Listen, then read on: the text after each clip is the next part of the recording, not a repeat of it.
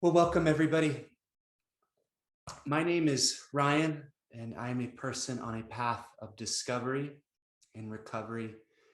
And I just want to say it's just a real honor. It's a real blessing to be with you all today.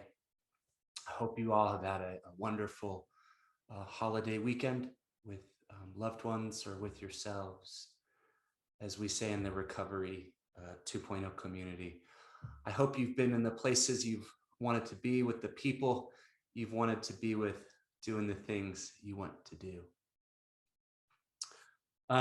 It's really serendipitous that I'm telling this story on Labor Day, because most of my recovery story took place about 3 years ago, almost to the day.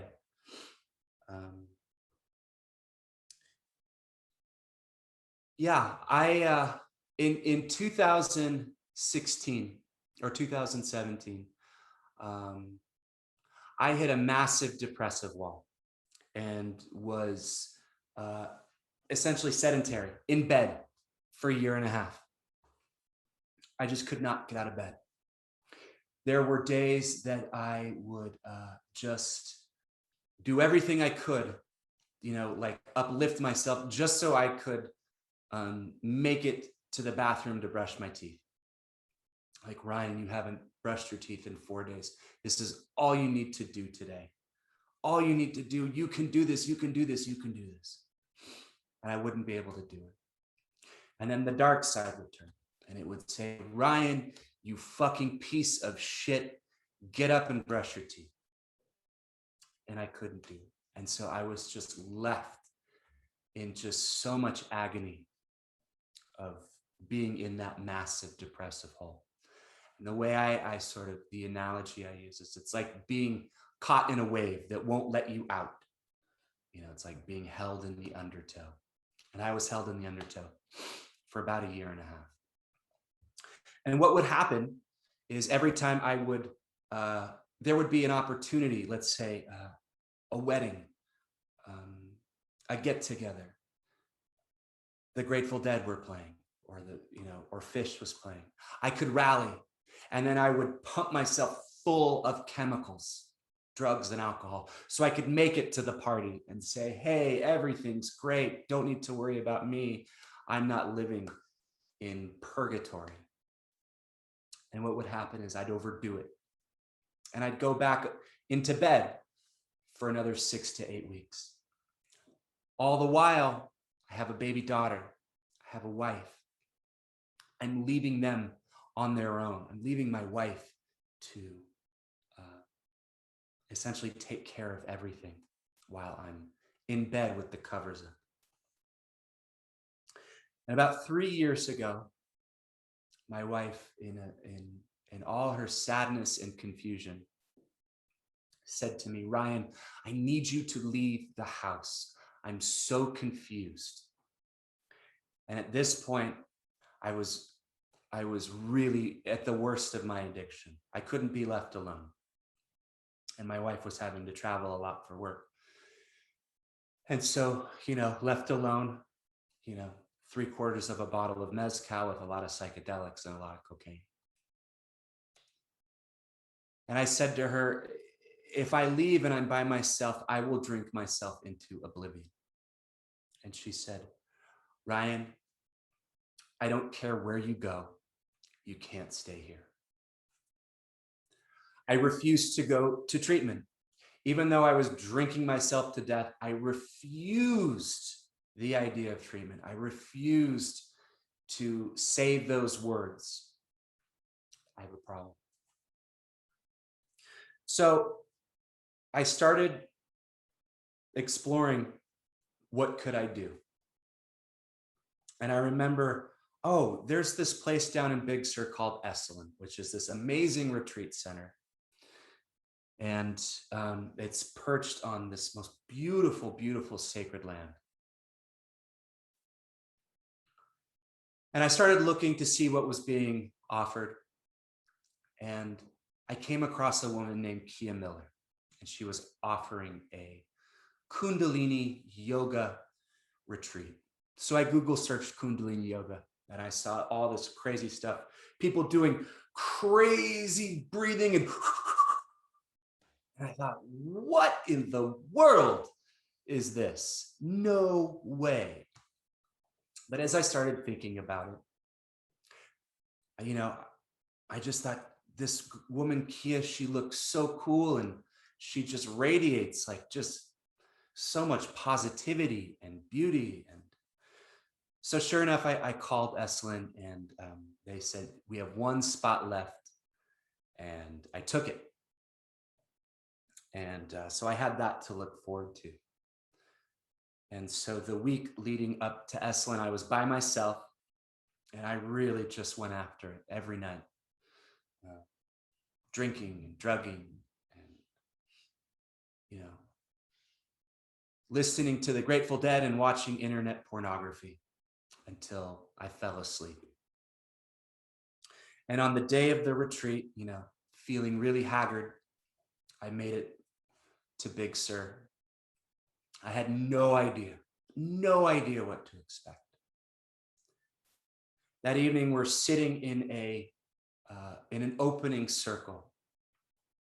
And I'm just seeing all these like really beautiful, positive looking people coming into this pavilion. And I'm sitting next to this really sweet woman, and she's singing Kia's graces, just how wonderful Kia is.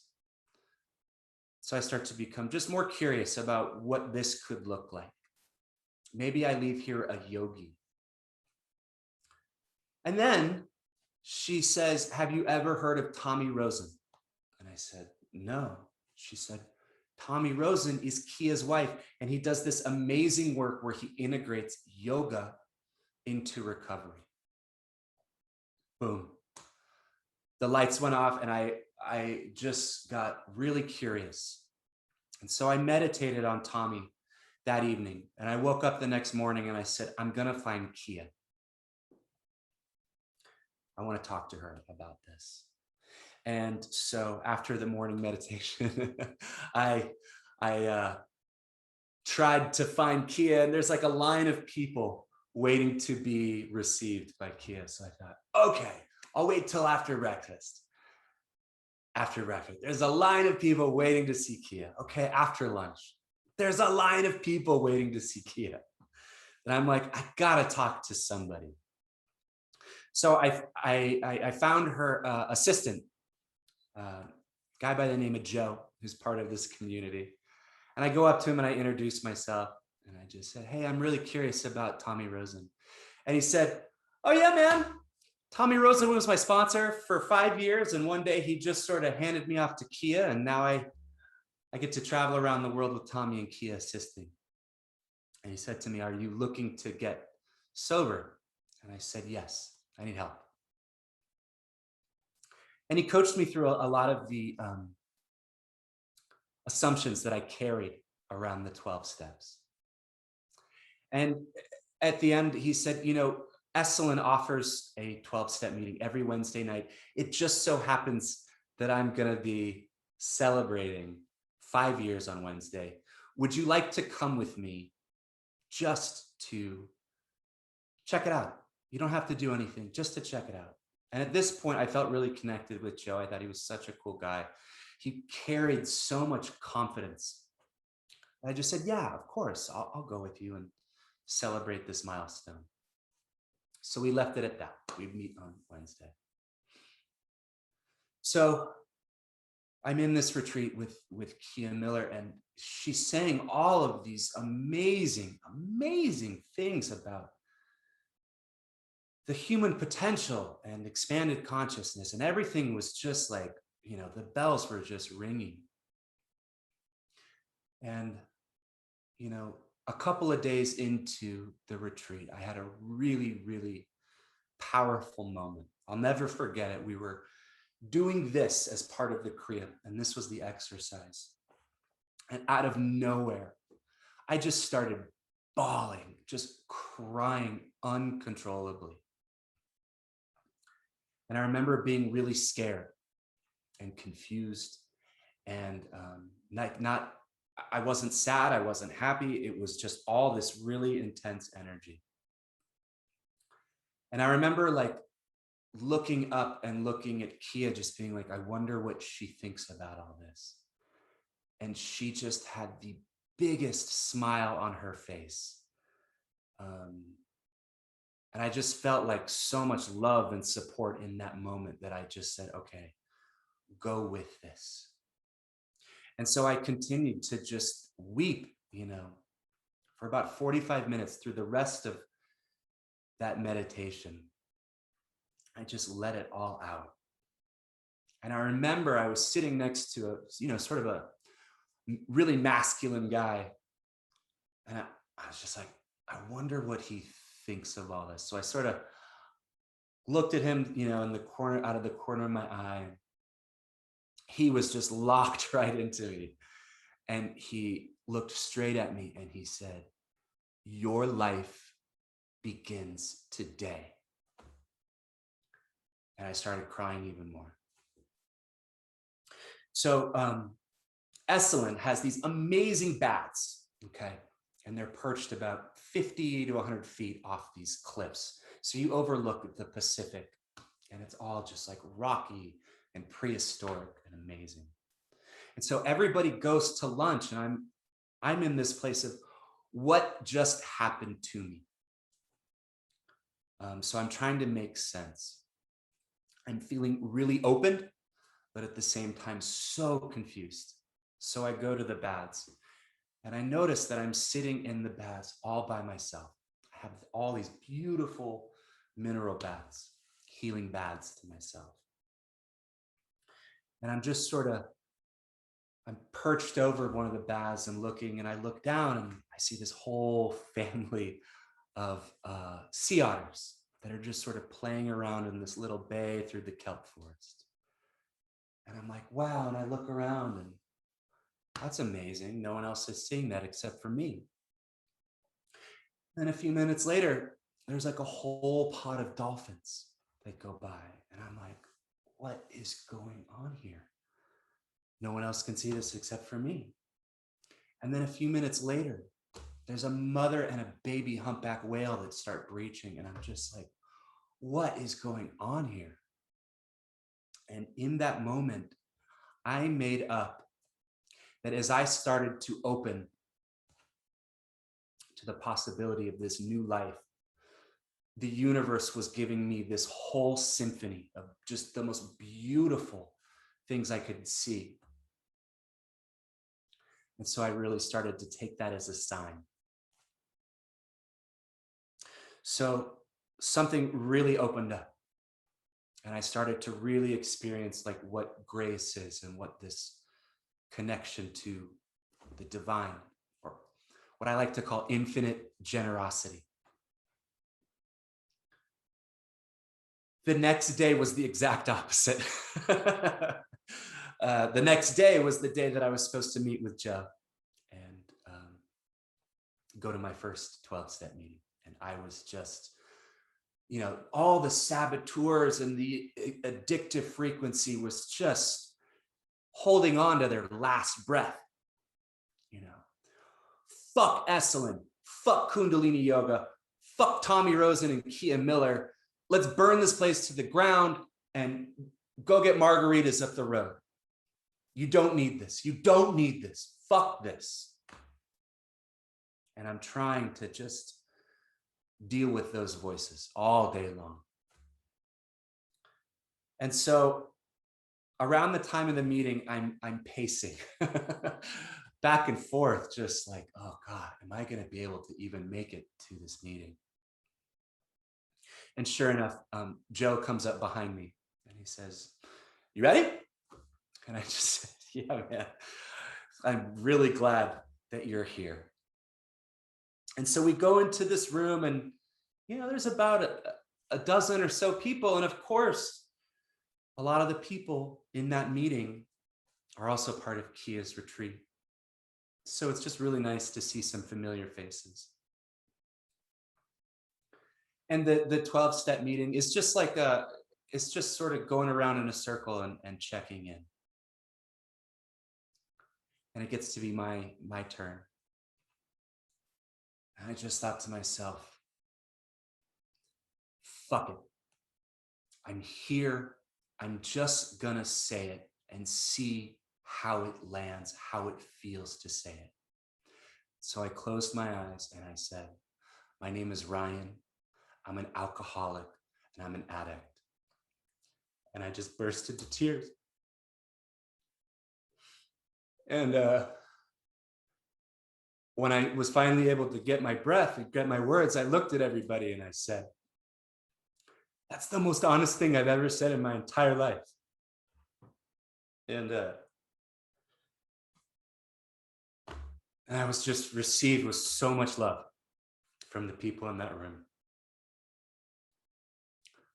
And after the meeting, Joe grabbed me and we spent the entire night talking about recovery.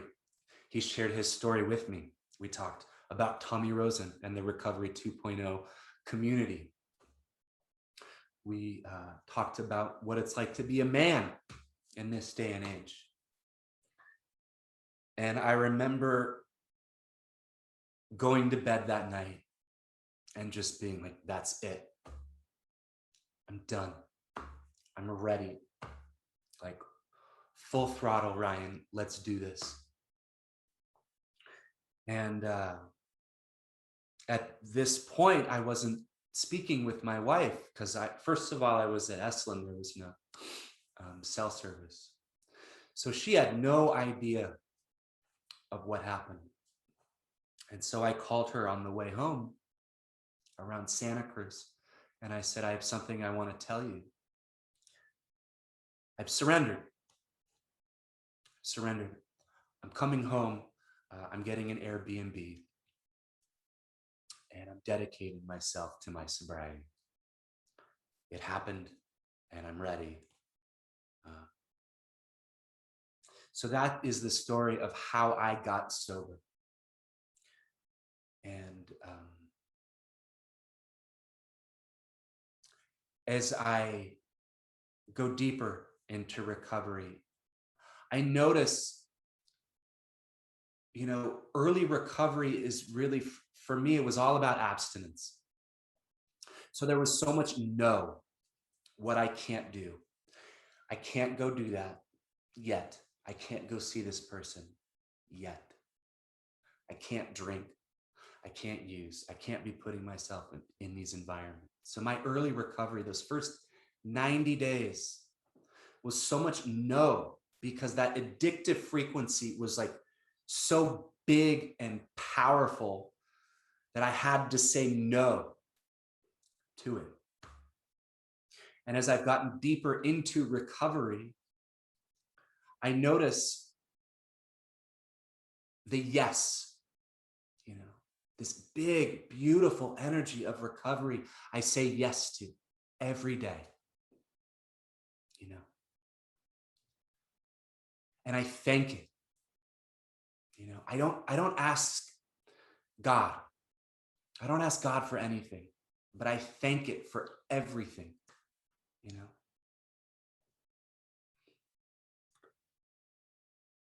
And so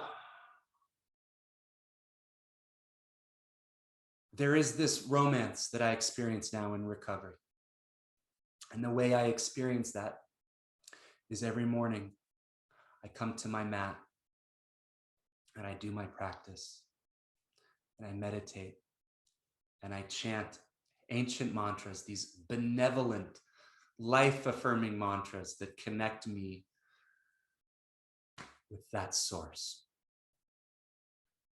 And each morning, as I go deeper into that, I'm just filled with more and more and more and more gratitude. Just this expanding of the heart. And that's what I want to do in this life, And for those of us that have experienced recovery, it's a common story. We suffer, we heal, we serve. And in that service, things just continue to expand. And so I have this amazing love affair with God, with the divine creative consciousness, infinite generosity, whatever you want to call it. And it is the most romantic relationship I've ever had and will ever have, even more than the beautiful romantic story I have with my wife. And that's an amazing story in and of itself. And every time I connect with that source, it's just the deepest love. For you jazz fans, what John Coltrane said about a love supreme, that supreme love I get to connect with, or we all get to connect with every day. So that's my story. I'm really grateful to share it. I really only share it with loved ones. I love this community, so I'm really happy to share it with you all. Satnam.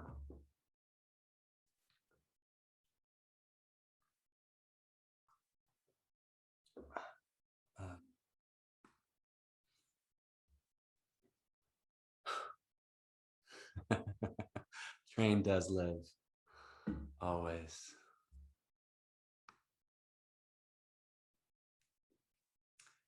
Yeah, Janet just asked which mantra I use. I use a lot. The mantra that I have used specifically for about going on almost 2 years every day. It's called Long Ekonkars. Let's see if Zoom. What Long Ekonkar essentially means is Ek Onkar. All of creation comes from one source. Sat Nam Siri. I am part of that oneness. And then the Siri is this great wisdom. Wahe Guru. Wa means like wow. Hey means like now. So like Wahe in this moment. Wow. Guru. Gu means darkness. Ru means light. So in this moment, I'm being transcended from darkness into light. It's an amazing, amazing mantra. And you can really feel the Kundalini energy move as you practice this. And then I notice, as I come out, I feel like these sort of ribbons coming from, I would say my soul connecting out. So it's really powerful. Someone asked how long I do it. Minimum 7, mostly 11. There are some days I only get to 3, and then there are some days that I do 2.5 hours on the very special occasions. But I do it every day. And it's my way of connecting with that God energy. Yeah. Someone's saying, let's actually do it. Yeah.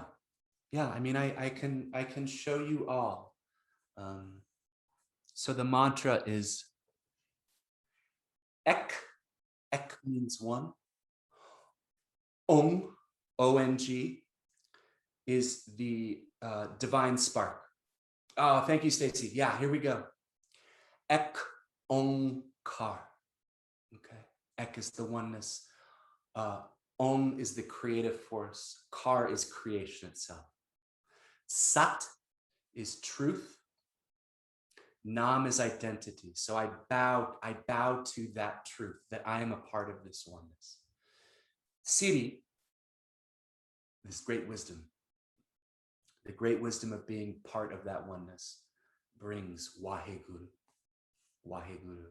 Wow, I am in just bliss in this moment of experiencing the Guru or experiencing God. So it looks like this. You bring your fingers, index finger and thumb, and you rest them on top of your knees. Okay. And you do this in 3 breaths. You inhale for Ek Onkar. Full inhale, Ek Onkar. full inhale, Sat Nam. And then the Siddhi is very quick. I'll demonstrate in a sec. Siddhi. And then for the Waheguru, it's a half breath, really quick. Waheguru. So it looks like this. Ik Om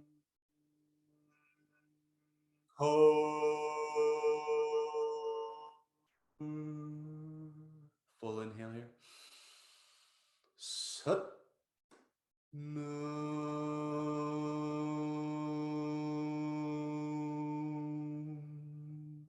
Siddhi. And when we say Siddhi, we pump the navel towards the spine. So we want to push that energy up. So it's Siddhi. Okay. And then that half inhale. Wah. He Guru.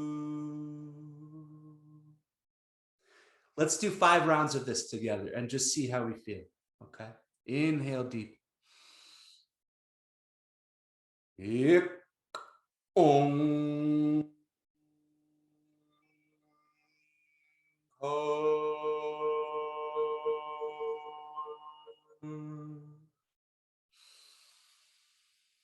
Sat Nam.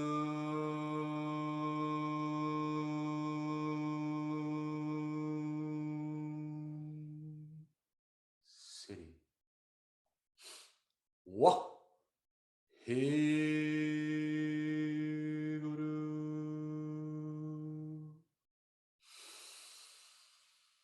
Ik Om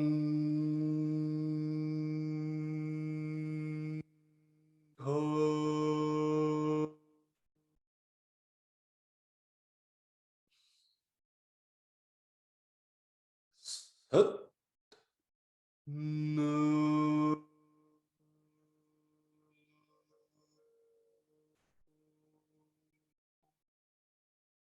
Siddhi. Wah. He.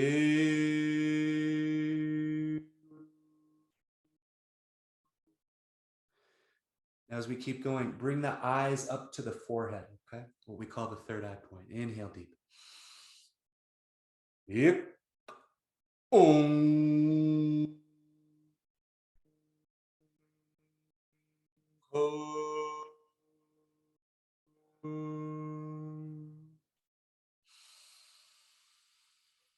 Sat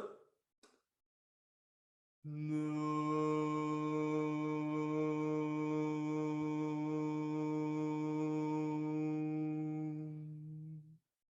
Siddhi. Wah. He Guru.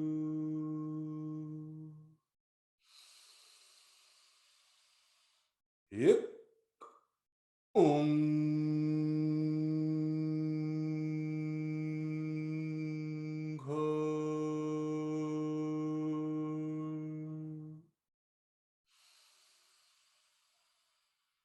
Sat Nam.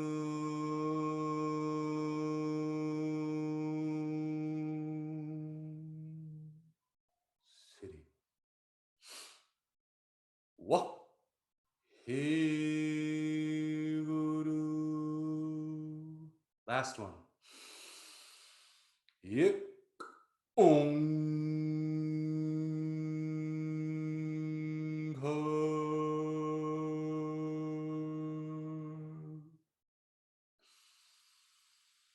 Sat Nam.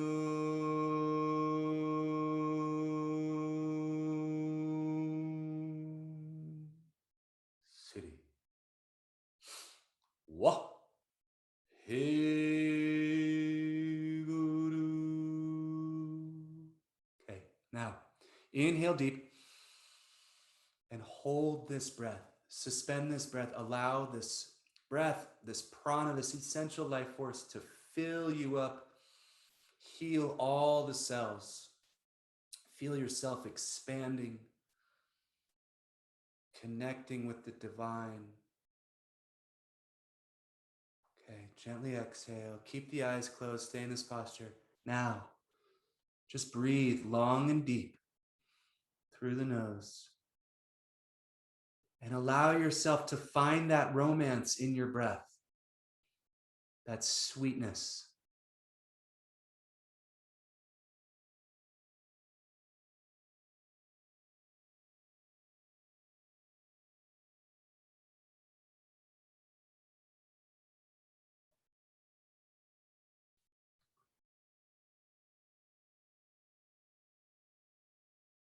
That's longa con car. And then, that brings you to a state where you can really feel the sweetness of your existence, feel the sweetness of your breath.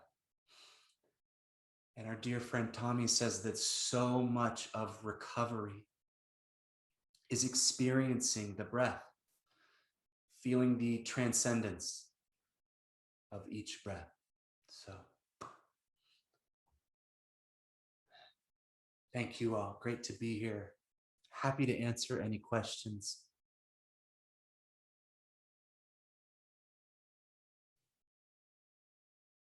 That's right. Thank you, Guy and Yoshiko. It's also called the morning call. And for those of us that are practitioners of Kundalini yoga, that's part of what our morning sadhana.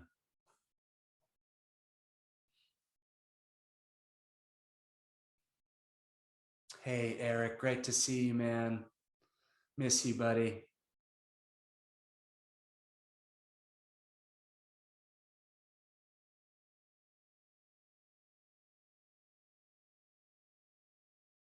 Yeah.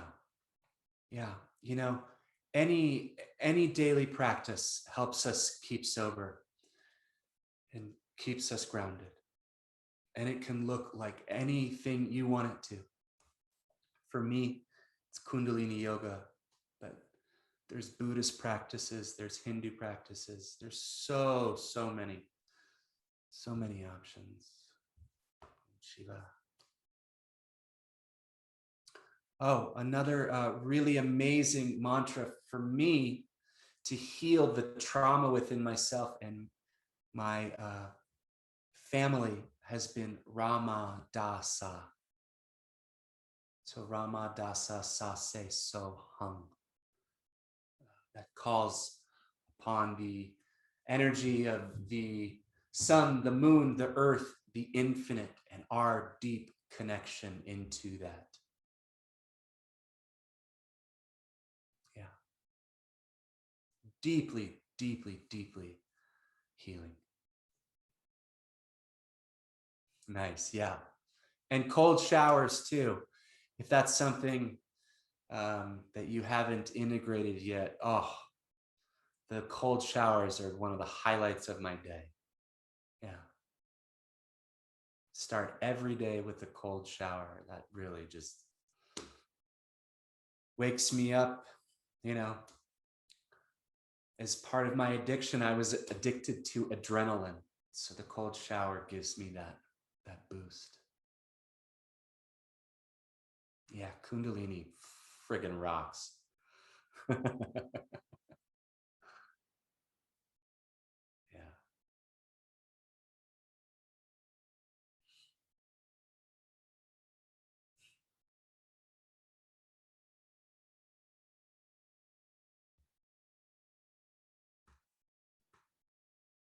Oh, sorry. And I'm seeing questions in the Q&A. So, hi, Kimberly. The decision to be sober is easy. Getting there was hard, and staying the course difficult. Yeah. So for me, some of my addictive behaviors, I smoked until last year. I think I smoked a little bit, used tobacco at the beginning of COVID. For my sobriety, I felt so good. Felt so good doing yoga. Yoga was my replacement, getting up and actually feeling great over a hangover. And then finding people that wanted me to stay sober, surrounding myself with community like this. Yeah. I hope that answers your question. Someone's asked about nutrition during my awakening and recovery. Yeah, nutrition's a big part. I follow paleo, so I really limit my sugar intake. I eat strictly organic. I realize that's really easy for me living in Northern California. I know it's harder for some people to get access to that. But I just believe that food is medicine, you know, and so I want to prescribe myself with all the good stuff that my body wants. You know, I spent my whole life using Western medicines. I was an absolute Adderall junkie. I was a junkie for Xanax and the benzodiazepines. And so now I'm starting to see that there is deep healing in the food, you know. So inviting you to try some of Tommy or Kia's cleanses. They are just wonderful, wonderful. I've done those a few times. Ayurvedic cleanses. Yeah, hope that answers your question.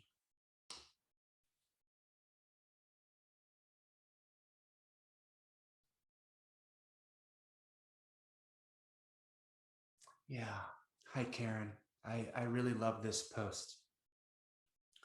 I've learned there's a difference between feeling lonely and being alone. You know, loneliness during this pandemic is a real thing. However, I notice that I have this wonderful connection with God, with Source, whatever we want to call it. As a result of that, I feel it from it, it feels it from me. So it's dynamic. So I never feel alone, you know? And when I feel lonely, you know, there's the opportunity to just roll the red carpet out for loneliness and the sadness that comes with it. You know, a lot of recovery is just rolling out the red carpet for human emotions. So sadness, fear, loneliness, guilt, grieving, you know, when we lose loved ones, like really allowing ourselves to feel that. Yeah. Yeah. Yeah. Recovery is like, it's just that big yes. I just want to thank you all for coming. It's been a real blessing to share this story with you all. And, you know, this is just one of the sweetest communities that I am a part of, I think will ever be a part of. So I'm just sending all my love to all of you. Satnam, blessings, namaste. We'll see you soon. Bye-bye.